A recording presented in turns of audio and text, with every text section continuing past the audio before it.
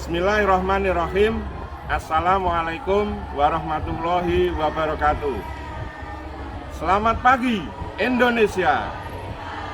Saya Busrani Budi Utama, mahasiswa pendidikan profesi guru Kementerian Agama Angkatan ke-1 tahun 2022 di Universitas Negeri Malang. Nomor PPG saya 38025 900 48027. Nomor induk mahasiswa PPG saya 2231 7470 6548. Hari ini saya akan mengadakan praktik pembelajaran dalam rangka ujian kinerja atau UKIN di MTS Negeri 15 Boyolali. MTS Negeri 15 Boyolali ini salah satu MTS di Kabupaten Boyolali yang pada tahun 2018 terkena proyek nasional tol dan kereta api. Akhirnya sebagian besar 90% bangunannya dirubuhkan. Walhasil kita lihat di belakang saya, MTS Negeri 15 bangunannya serba darurat. Suara bising dari tol itu juga mengganggu kegiatan pembelajaran di MTS Negeri 15. Tapi tidak apa, itu menjadi tantangan tersendiri bagi saya selama pelaksanaan UKIN ini. Bagaimana keseruan saya melakukan praktik pembelajaran UKIN di MTS Negeri 15? Yuk, ikuti saya.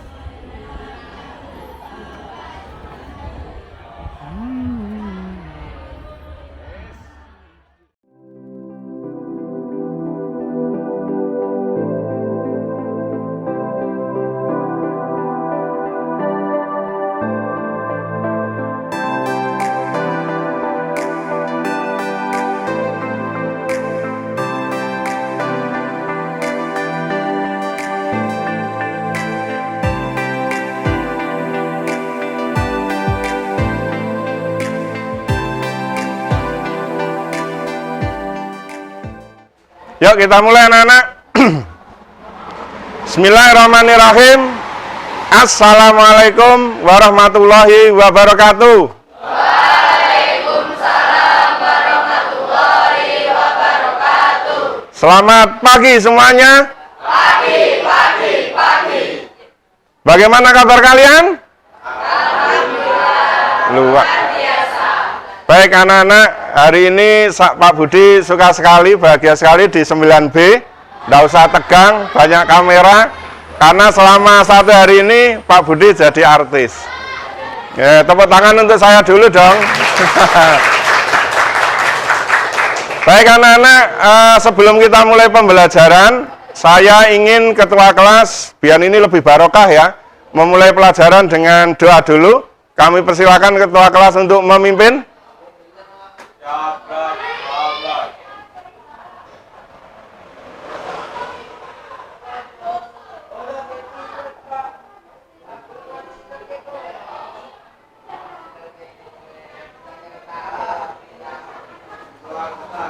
Oke, terima kasih anak-anak, kita sudah berdoa. Ada yang hari ini tidak masuk? Semuanya nihil? Nihil semuanya? Sehat semuanya? Oke anak-anak, kita patut bersyukur karena tidak ada yang sakit dan semuanya bisa masuk mengikuti pembelajaran ini. Kalau Pak Budi bilang mata pelajaran IPS, kalian teriak menyenangkan, begitu ya? Mata pelajaran IPS menyenangkan. Sekali lagi, mapel IPS menyenangkan. Ya, karena memang IPS itu mata pelajaran yang menyenangkan. Gitu ya anak-anak ya. Nah, anak-anak sekalian, sebelum memulai pelajaran, ini saya bawa botol air le mineral, betul?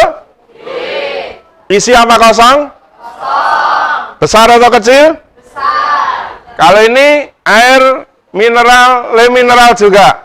Besar atau kecil? Kecil. Isi apa kosong? Isi. Oke, anak-anak yang saya lakukan sekarang ini, perhatikan ya. Perhatikan.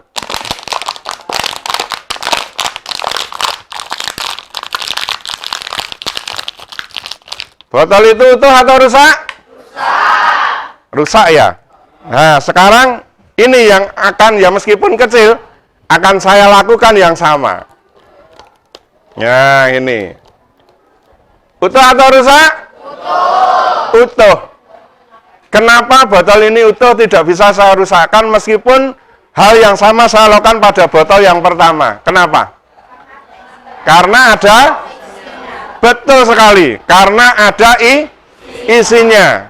MTS 15 ini boleh dibilang kelasnya serba darurat. Nggak penting anak-anak, darurat atau tidak. Karena itu hanya casing. Atau itu hanya tempat. Yang terpenting apa? Yang terpenting adalah isinya. Ini mudah saya hancurkan karena tidak ada isinya. Sementara ini susah saya hancurkan karena ini ada isinya. Botol kosong ini maupun botol isi ini itu ibarat sekolah kalian.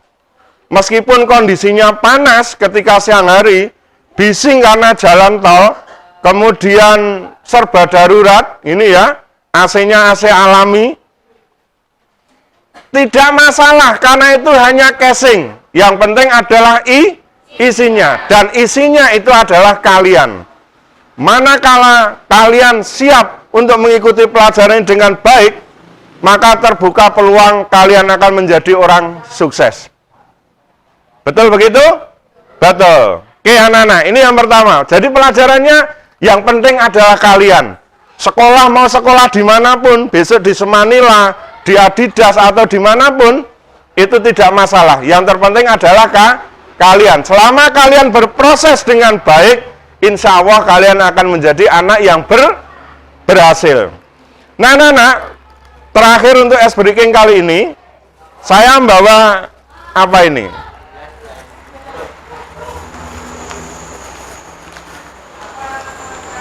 Ini apa? Telur ya ini ya?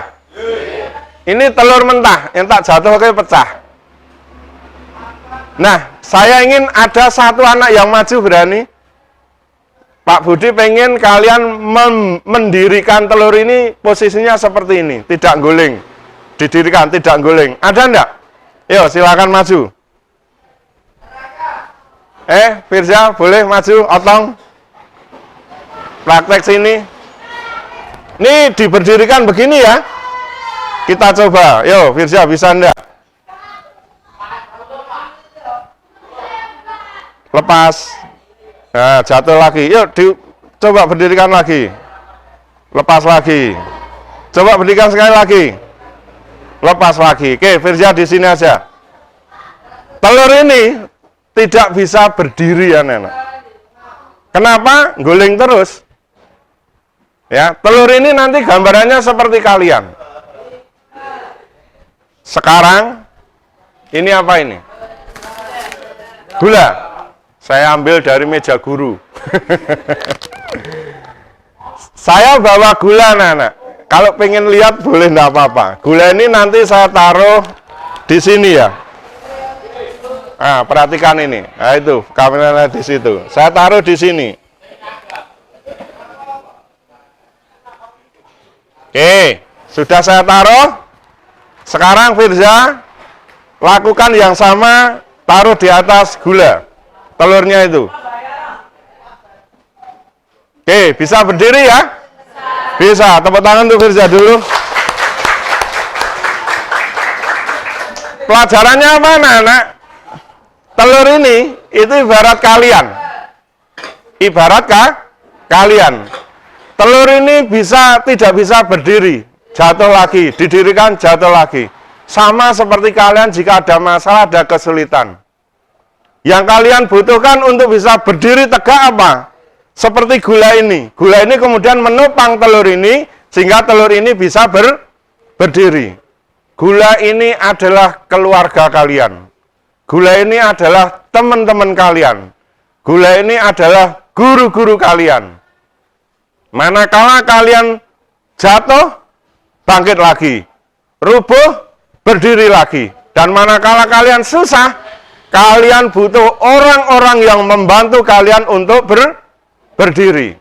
Maka anak-anak, saya ingin anak-anak kelas 9B ini ketika mencapai cita-cita kalian, carilah teman-teman yang mendukung kalian dalam proses meraih cita-cita. Butuh guru-guru yang mensupport kalian. Ya, butuh keluarga yang memberikan fasilitas kepada kalian.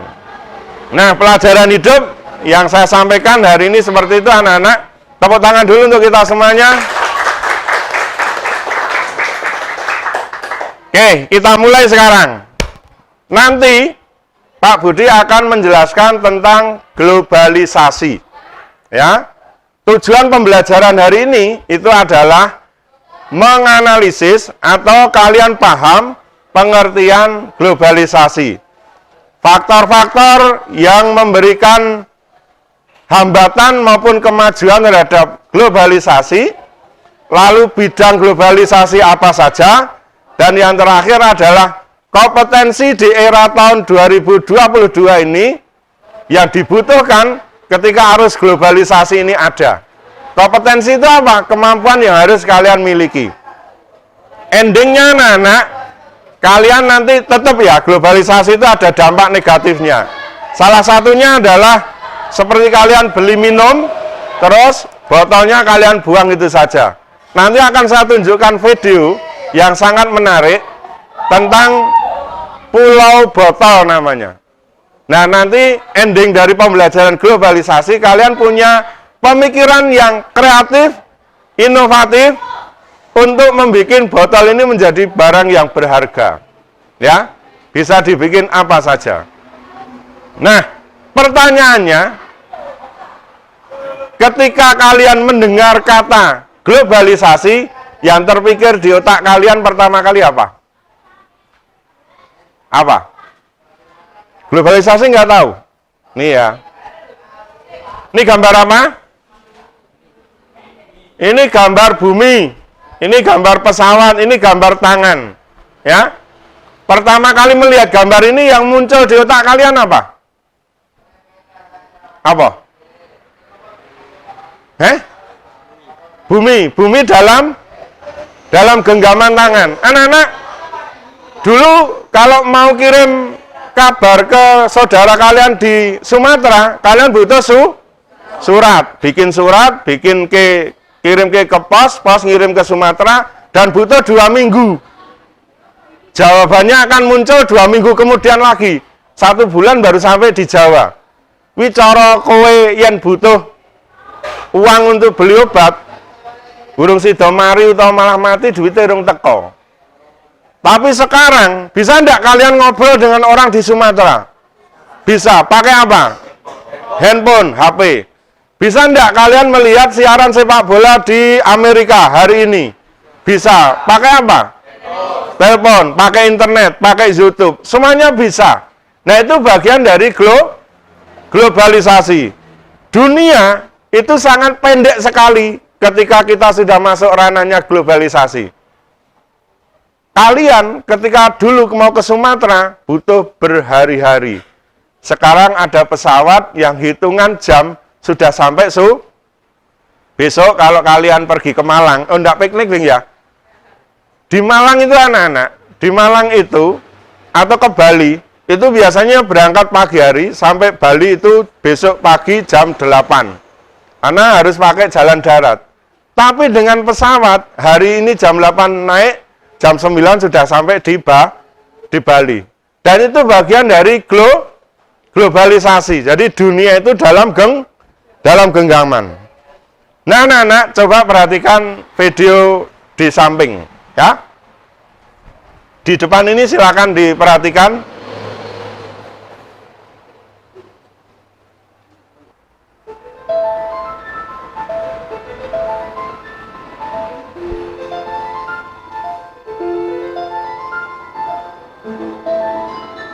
Oke, anak-anak, tadi melihat otak kalian hanya dari layar kecil saja.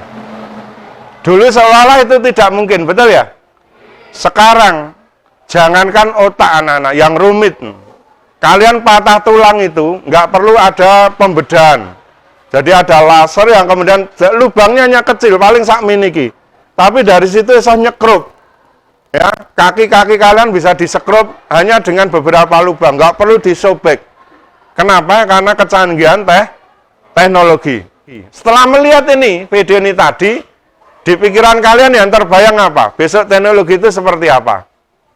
Ayo, apa? Jadi ini gambaran globalisasi. Untuk menerjemahkan arti globalisasi apa? Satu tadi sudah benar, dunia dalam genggaman. Yang lainnya apa coba? Makin luas atau makin sempit dunia itu? Makin sempit, seolah-olah tidak ada batasnya. Kowe neng Amerika we tinggal jelik, paling hanya 5 jam sampai. Coba yang melaku. Seumur hidup belum sampai, kan begitu. Nah, anak-anak sekalian, berikutnya apa ini? Apakah yang dimaksud dengan globalisasi? Dalam pembelajaran kali ini, kalian akan kita kasih pengertian tentang globalisasi, bidang-bidang globalisasi, dampak positif dan negatif globalisasi, serta upaya menghadapi globalisasi, dan kompetensi yang harus dimiliki. Globalisasi menurut Grew, proses di mana peristiwa kegiatan di belahan dunia yang satu membawa dampak di dunia yang lain. Itu namanya globalisasi. Ada juga yang mengartikan seperti kalian bahwa globalisasi itu dunia dalam genggaman. Berikutnya, dampaknya anak-anak, globalisasi itu luar biasa. Baik dari segi gaya hidup, makanan, pakaian, informasi, mata pencarian, kesenian, bahasa, dan perjalanan. Ini bahasa kita sudah mulai banyak yang pakai bahasa Inggris. Ini tari apa? Kecak. Ini kesenian. Gedruk, tahu ngerti ya? Kalau daerah gunung sana masih banyak. Di tempat kita udah jarang. Anak-anak sudah tariannya beda. Pakai aplikasi namanya TikTok. Orang naik keleneng-kelenengan dan seterusnya. Oke, berikutnya ini. Dulu nggak ada pengaman-pengaman. Sekarang ada wong sugih, biar aman tidak dibunuh orang atau tidak rampok, dia bayar orang untuk mengamankan apa? Perjalanannya. Dulu pekerjaan itu hanya tani, dagang. Sekarang enggak. Ya. Bahkan percil, kayak siapa ya? Percil. Pelawak itu loh. Dengan modal pelawak itu saja, dia menjadi orang yang sangat kaya. Yang tren sekarang ya penyanyi. Denny Caknan. Sing terbaru cah cilik wis apa jenenge? Farel. Itu sekarang nggak mau sekolah. Karena wis ngerti golek duit gampang. Itu sekali manggung besok malam Selasa, betul? Itu kan di alun-alun kidul ada Denny Caknan. Tiket yang paling luar 35.000. Tiket yang dekat panggung 150.000 per tiket. Padahal dijual puluhan ribu tiket. Yang gue nanggap Denny Caknan siapkan minimal 250 juta. Padahal saya dinyanyake paling telu. Oh, dibanding-banding ke satru piro, rampung bar, mulai nggawa 250. Hanya modal suara dah. Hanya modal suara. TikToker terkaya di dunia itu orang kulit hitam ya. Lucunya, ketika dia memperagakan dan mempromosikan sesuatu, tidak pernah keluar kata-kata dari mulutnya. Hanya ekspresi wajah. Itu TikToker dunia. Dan gajinya setiap hari itu lebih dari 1 miliar sedino. Padahal Abi saumur urip dadi guru ki. Pengen dapat 1 miliar itu yang adil perapatan di Baraiso. Itu 1 hari 1 M. 30 hari berarti 30 M. Hebat lagi pemain sepak bola itu ya. Satu harinya itu lebih dari 2 M. Padahal mainnya hanya seminggu sekali kadang. 2 M. Yang terbanyak itu Lionel Messi itu hampir 12 M. Selama seminggu kan. Luar biasa kan. Sekarang pekerjaan tidak hanya petani dan pedagang saja, apa saja bisa jadi pekerjaan. Lanjut. Apa dampak positifnya? Dampak positifnya kita makin mudah berkomunikasi dengan belahan dunia lain. Pekerjaan kita juga makin dipermudah. Ini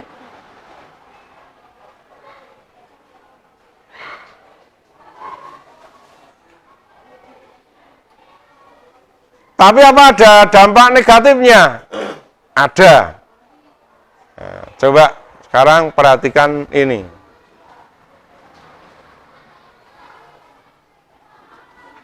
Fenomena sampah kiriman yang terjadi hampir setiap tahun ini mencapai 25 ton per hari. Setelah pantai Kuta diserbu sampah kiriman, kini giliran pantai Sanur dan pantai lain yang dipenuhi sampah. Kurang dari 5 menit, saya sudah menemukan sedotan plastik sedemikian banyak. Sampah yang datang dari laut, kemungkinan besar sampah itu datangnya dari Jakarta. Kalau sampah itu datangnya dari Jakarta, kemungkinan besar sampah itu sampah kita. Oh man, it's freaking strong.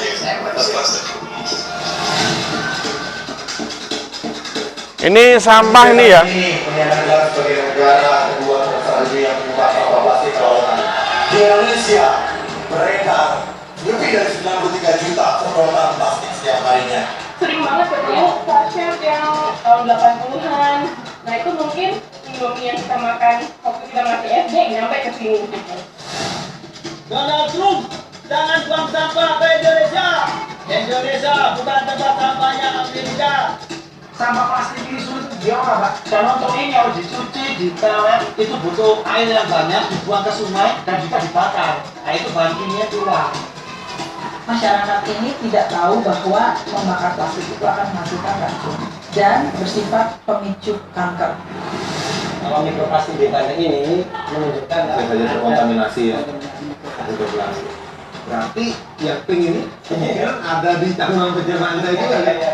Produksi makanan itu bukan dari darat biasanya lebih banyak, tapi dari laut. Nah kita nanti kalau 2050 lebih banyak plastik, kita mau makan plastik.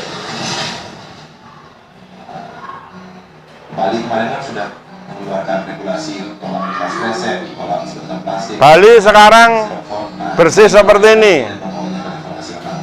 Terus pemerintah pusat gimana nih tanggapannya? Aku pengen tahu itu aja sebenarnya.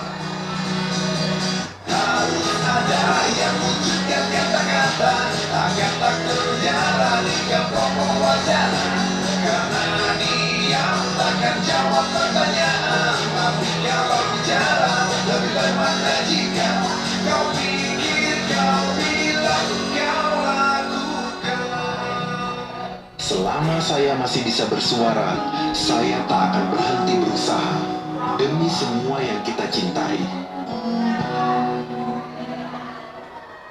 Oke, Indonesia darurat plastik, betul enggak? Sekarang kalau belanja jarang swalayan yang menyediakan plastik, harus beli. Kalian harus bawa sendiri dari rumah.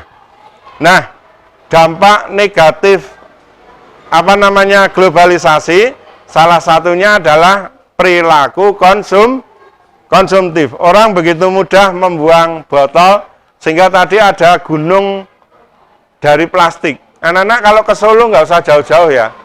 Kalian tahu TATV? Nah, TATV ke timur terus, itu nanti ada kawasan namanya Putri Cempu. Bukan Putri Campa ya, kalau Campa kan sejarah zaman dulu. Putri Cempu. Jangan dipikir Putri Cempu itu cantik. Putri Cempu itu hanya nama tempat pembuangan sampah di Mojosongo. Itu ada gunung, ada bukit, tapi gunung dan bukit itu terbuat dari sampah. Di sana ada sapi, diumbar ke sapi ini mangan sisa-sisa makanan yang dibuang sana itu loh. Nah, kalau bodo Idul Adha, sering kita beli sapi dari sana.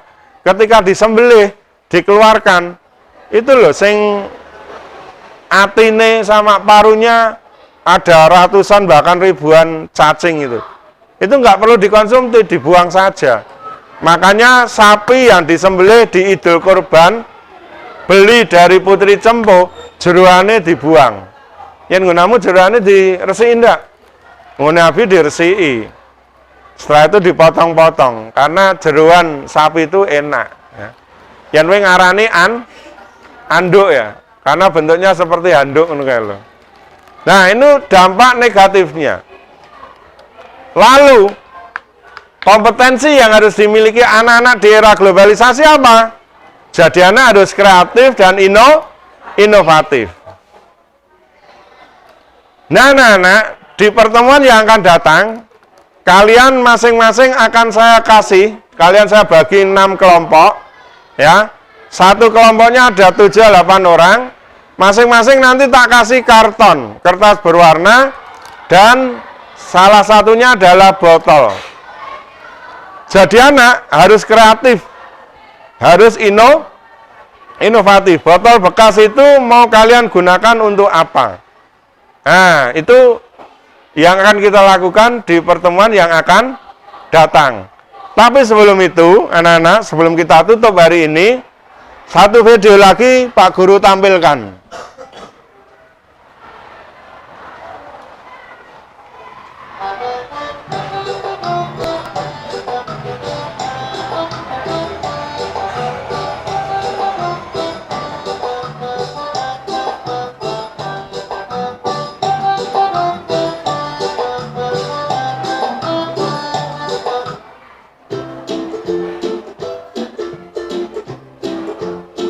Ini apa ini? Botol bekas ya.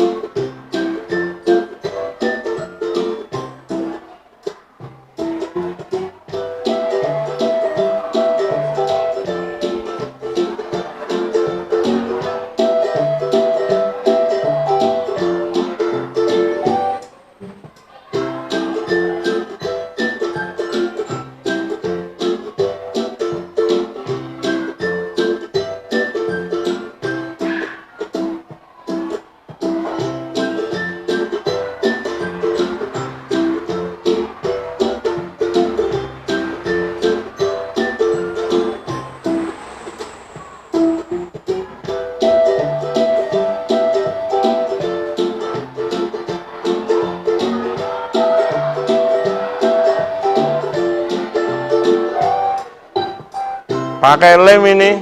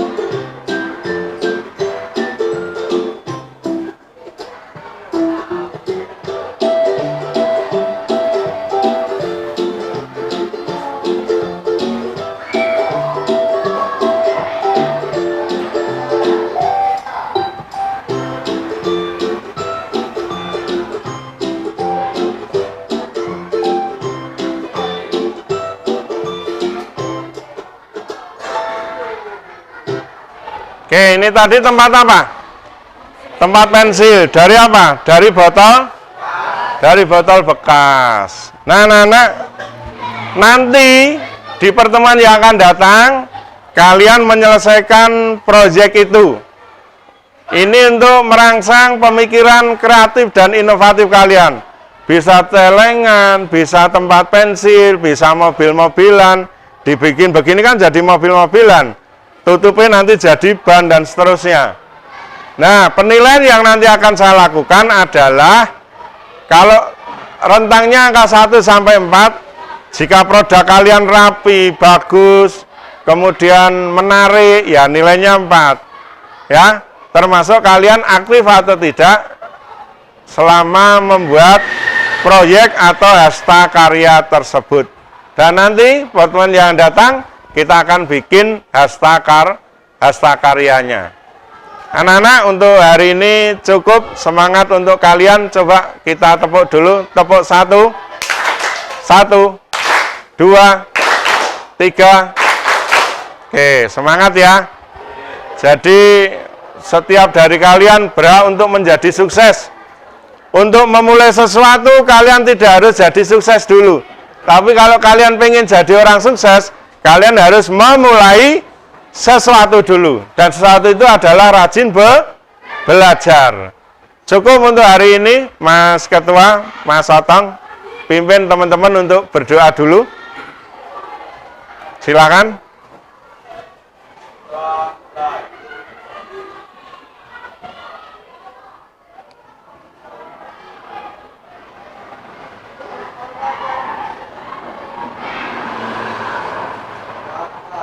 Oke, terima kasih. Sekian untuk pembelajaran hari ini. Terus semangat, meski kita berada di sekolah darurat, kelak kalian akan menjadi orang-orang hebat. Kita tutup. Assalamualaikum warahmatullahi wabarakatuh. Waalaikumsalam warahmatullahi wabarakatuh. Tepuk tangan untuk kita semuanya.